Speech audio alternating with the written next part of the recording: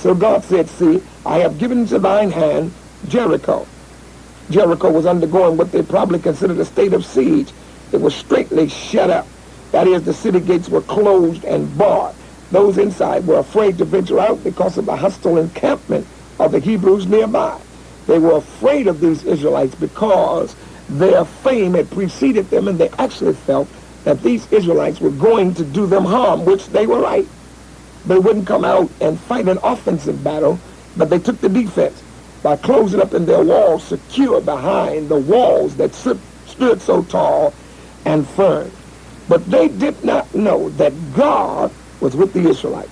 Can you imagine marching around some walls and expecting God to let the walls fall?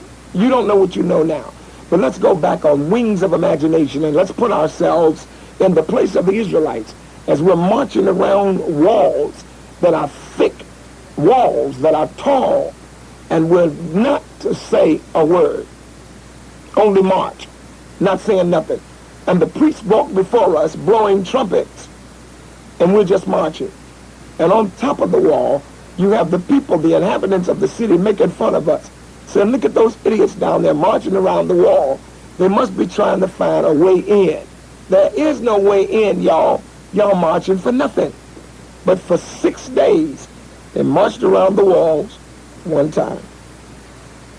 And then on the 7th day, in the 15th verse, and it came to pass on the 7th day that they rose early about the dawning of the day, and compassed the city after the same manner 7 times. Only on that day they compassed the city 7 times.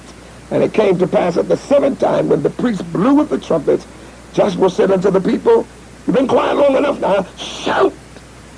For the Lord hath given you the city, and the city shall be accursed, even it, and all that are therein. To the Lord only Rahab the harlot shall live, she and all that are with her in the house, because she hid the messengers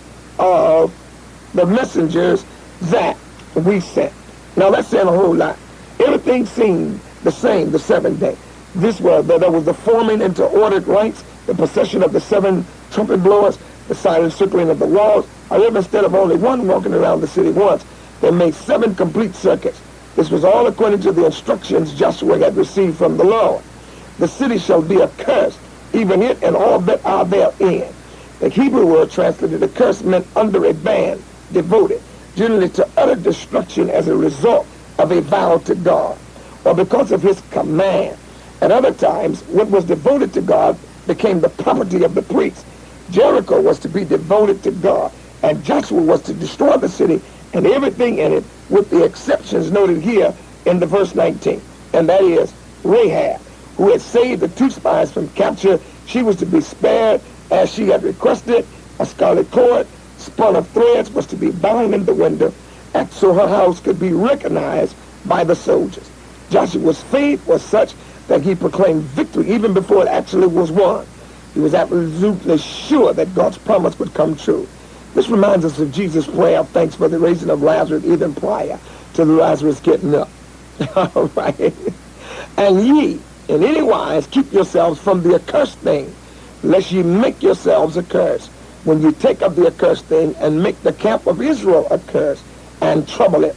But all the silver and gold and vessels of brass and iron are consecrated unto the Lord. They shall come into the treasury of the Lord.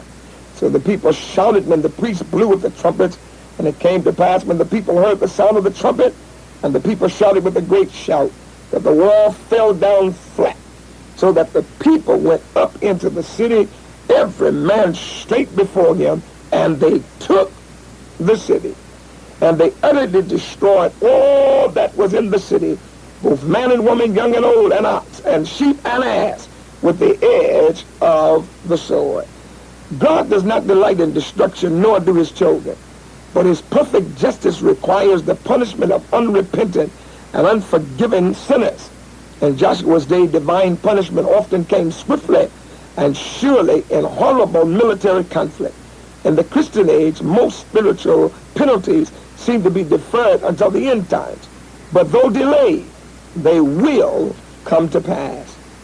You must understand that God gave them the victory, not only to prove a point to the surrounding nations, but to let Israel know that as I was with Moses, so I am with Joshua. The fall of Jericho is a lesson in itself. Let's bring it to today. What does it mean to us?